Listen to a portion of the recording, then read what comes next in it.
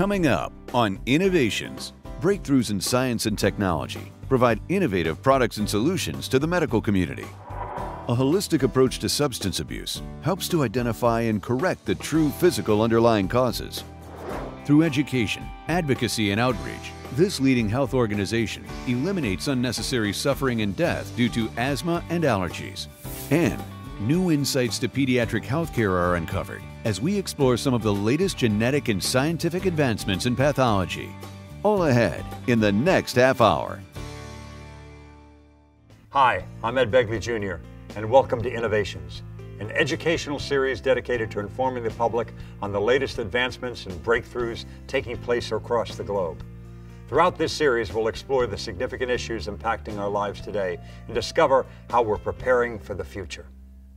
Cardiovascular toxicity is a leading contributor to drug withdrawal and late-stage attrition. In order to reduce drug-induced arrhythmia, an earlier and broader screening approach for cardiovascular safety screening is required. Cardiovascular toxicity is a major concern for the pharma industry. It is one of the major reasons why a lot of drugs have been withdrawn from the market. And pharma companies spent lots of money and resources to ensure that the drugs that go to the market are safe and efficacious drugs. Cardiovascular safety liabilities remain a major cause of drug attrition during preclinical and clinical development, adverse drug reactions, and post-approval withdrawal of medicines. The main cause of drug withdrawal from the market is due to cardiotoxicity, primarily due to a form of arrhythmia referred to as ventricular arrhythmia, which could be potentially fatal. At present, there is a need to provide a higher throughput and more predictive approach to be used earlier in drug development. Primarily, the earlier a drug candidate can be eliminated, the more economical it is for pharma companies. Historically, test systems such as animal cells or artificial systems have been used to detect cardiotoxicity. And it's well recognized that those systems don't fully recapitulate the human biology that's necessary. Stem cell-derived cardiomyocytes, such as ICELL cardiomyocytes, do have that biology. And we see now that the scientific literature is validating that they are a more predictive tool for detecting cardiotoxicity. Really, in short, it's going to streamline the drug discovery process and result in safer and more effective medicines. In response to the need for more predictive preclinical assays for cardiac liability, ACEA Biosciences Incorporated, located in San Diego, California, has introduced its next-generation cardio system, the xCELLigence RTCA CardioECR system. The CardioECR system is an instrumentation system for measuring the mechanical properties and electrical properties of the cardiomyocytes, or the heart cells.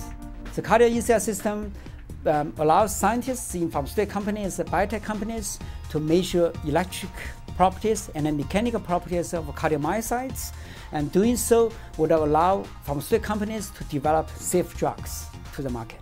I think as a clinician scientist, what we try to do is model the patient disease as close as we can, obviously not being able to test on the patient themselves, especially kids or pediatric patients.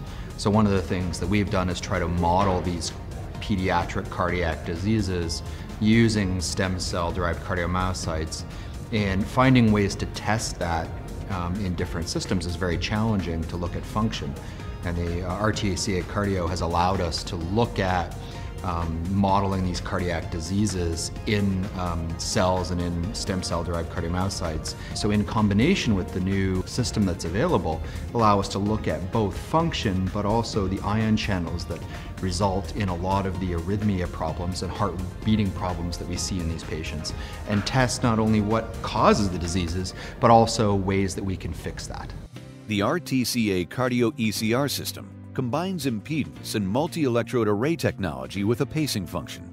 RTCA CardioECR is the first platform to allow simultaneous cardiomyocyte contractility and field potential measurement.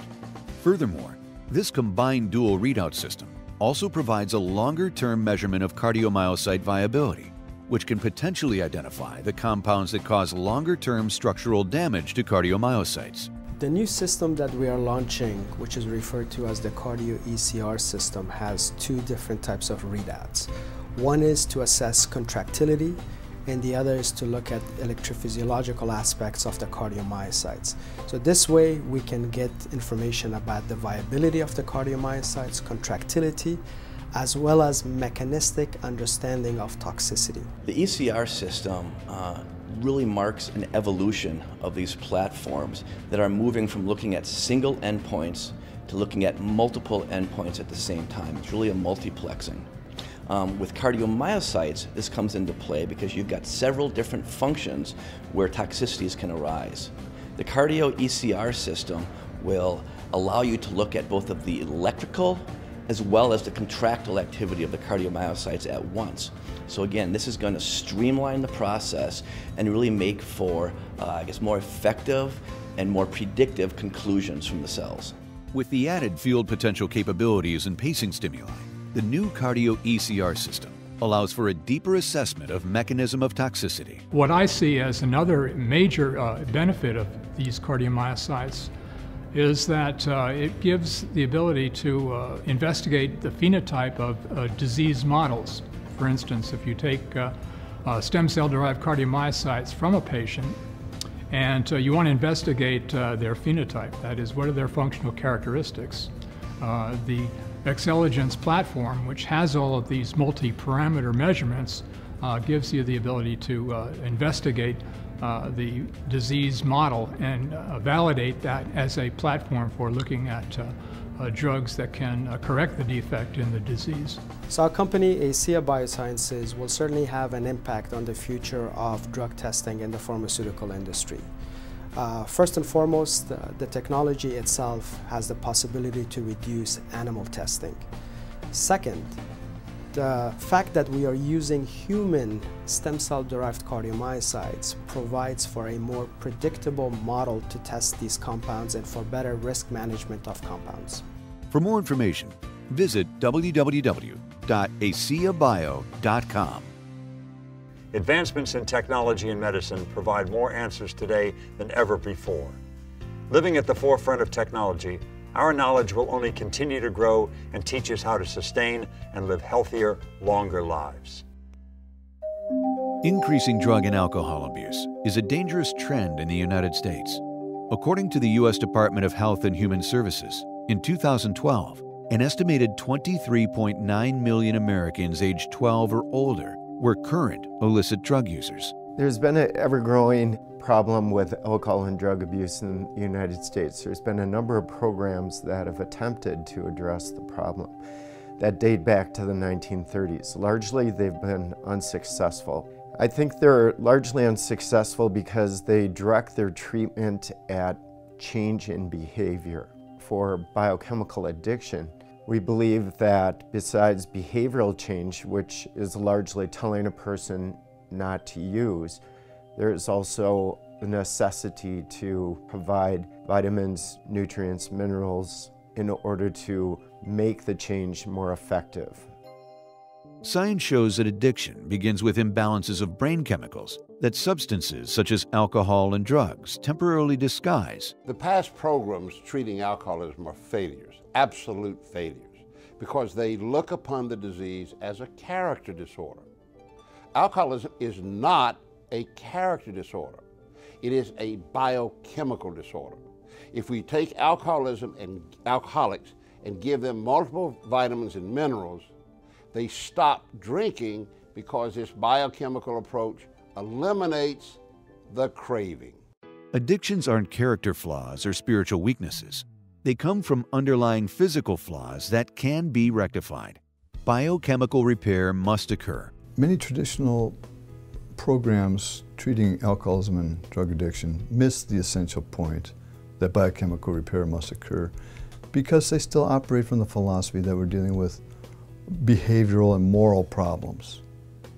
And it's confusing because behavioral and moral problems really are part of the equation, but they are the effects, they're not the cause. Biochemical repair is very important in the alcoholic because they have a reduced amount of the essential micronutrients, and those micronutrients are actually being depleted.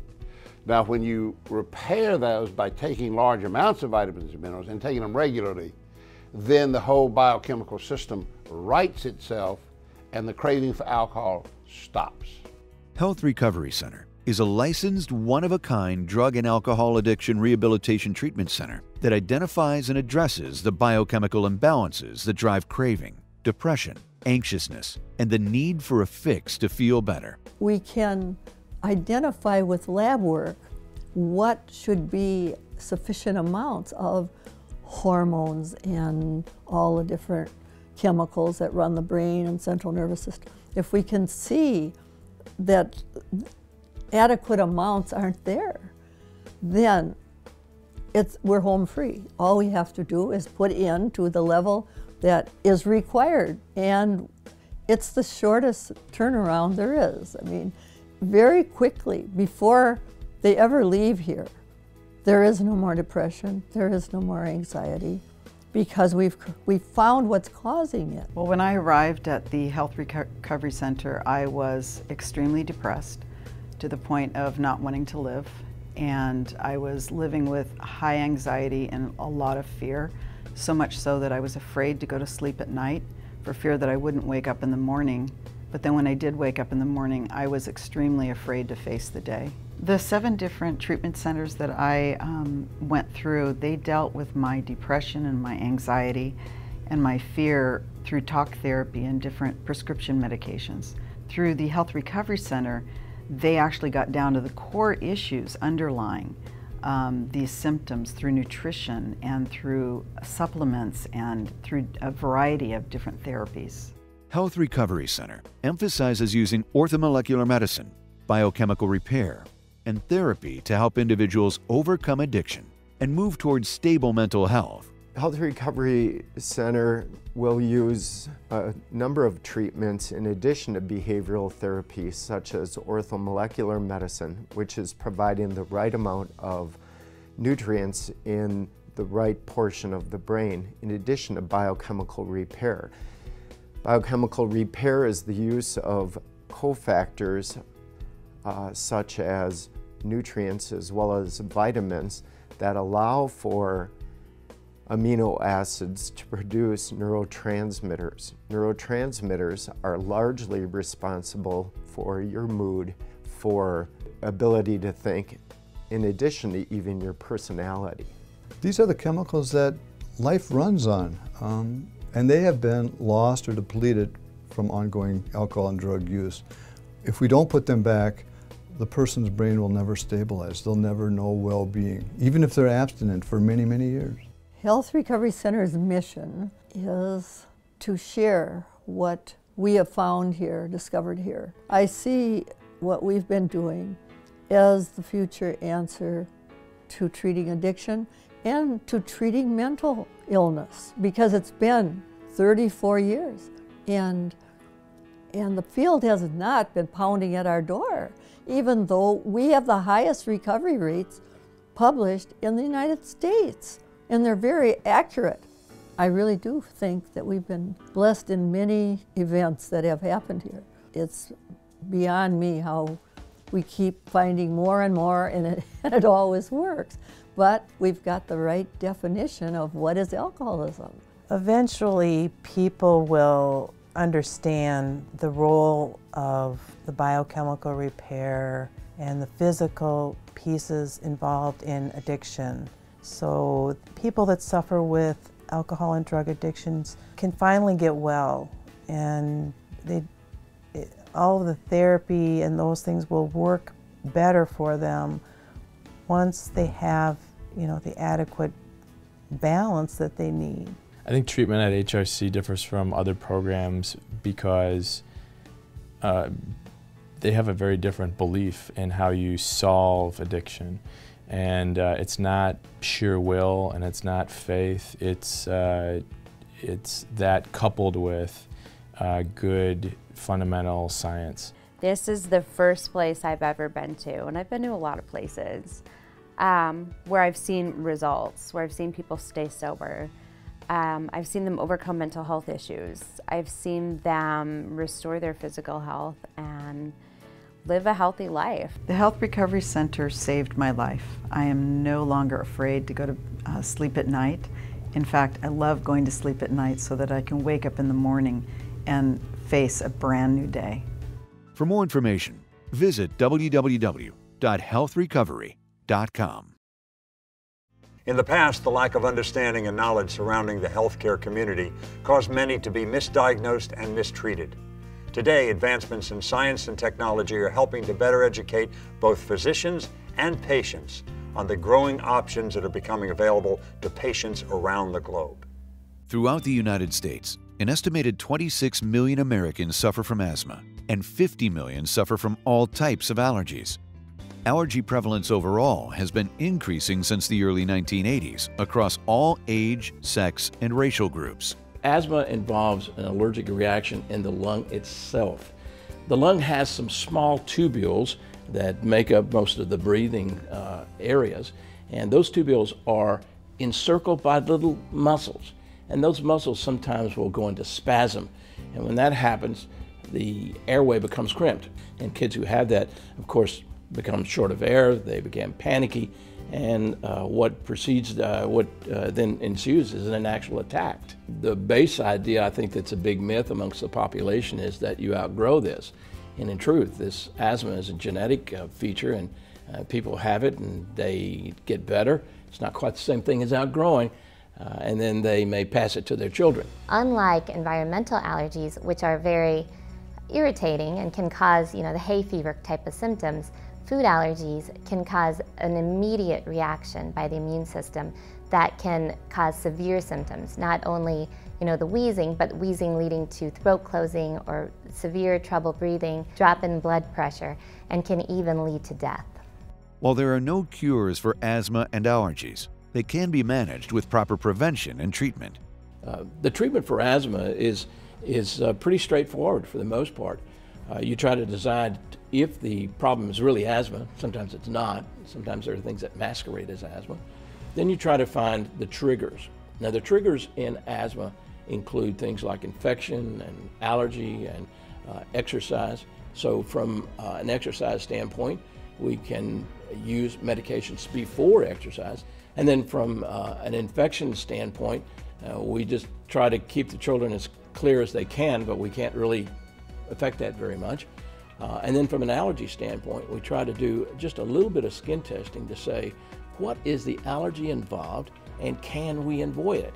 And then finally, if allergy and asthma are tightly tied together, as they are in most children, a series of immunizations can make a lot of difference for children. For food allergy, currently all we have is prevention.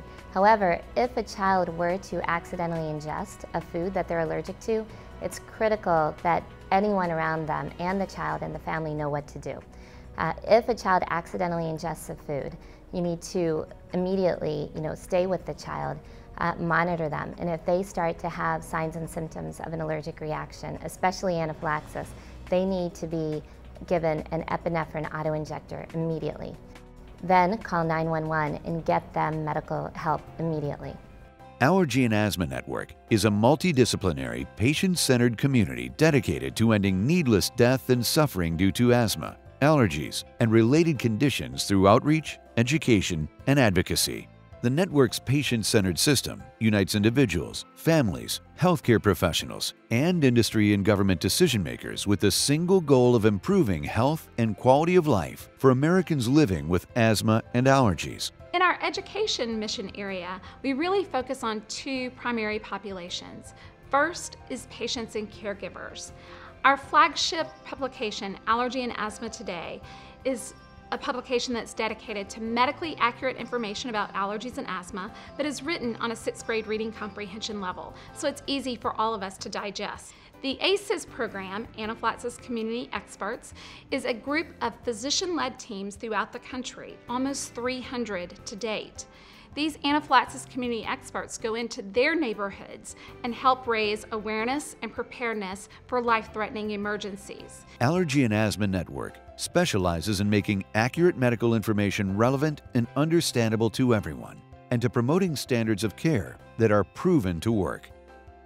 Going to Capitol Hill was such an amazing experience, speaking with the offices of so many lawmakers They had no idea that asthma can still kill people and kill a 7-year-old who was perfectly healthy beside that and ran and jumped and played. All of them were so interested. One thing I learned from being part of this network and when we were in Washington, D.C., was listening to the experts on asthma speak, and Jeff and I spoke a lot about this after the fact.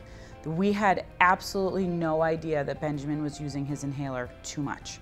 The organization's network publishes Allergy and Asthma Today, a quarterly magazine that is distributed to over 120,000 outlets.